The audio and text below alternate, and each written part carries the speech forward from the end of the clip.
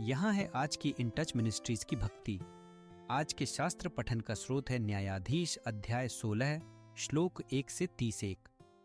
जब शिमशोन अज्जाह गया हुआ था, वहां उसकी नजर एक वेश्या पर पड़ी। उसने उसके साथ संबंध बनाए।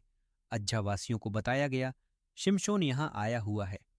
यह सुन उन्होंने उस स्थान को घेर लिया और सारी रात नगर के फाटक पर घात लगाए बैठे रहे। सारी रात वे चुपचाप रहे। उनकी योजना थी, हम सुबह होने का इंतजार करेंगे और भोर में हम उसकी हत्या कर देंगे। शिमशोन आधी रात तक सोता रहा। फिर वह उठा, नगर द्वार के पल्लों को तथा दोनों मीनारों को पकड़ा, उन्हें उनकी छड़ों सहित उखाड़कर अपने कंधों पर रखा और उन्हें उस पहाड़ की चोटी पर ले गया जो हेब्रोन के सामने है। इसके बाद कुछ समय में उसे सोरेक घाटी की एक स्त्री से प्रेम हो गया, जिसका नाम दलीलाह था।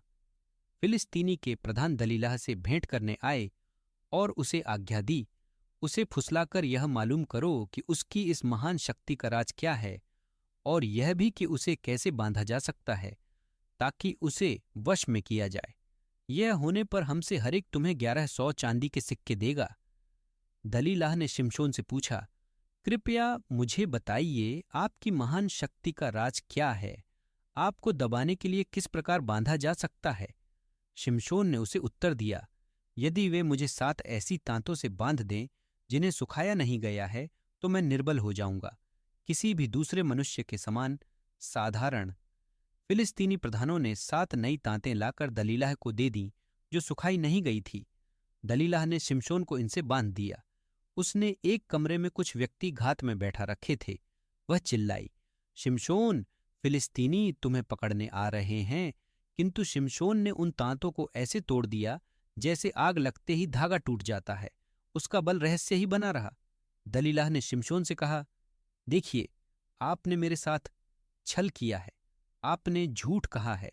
कृपया मुझे बताइए कि आपको किस प्रकार बांधा जा सकता है।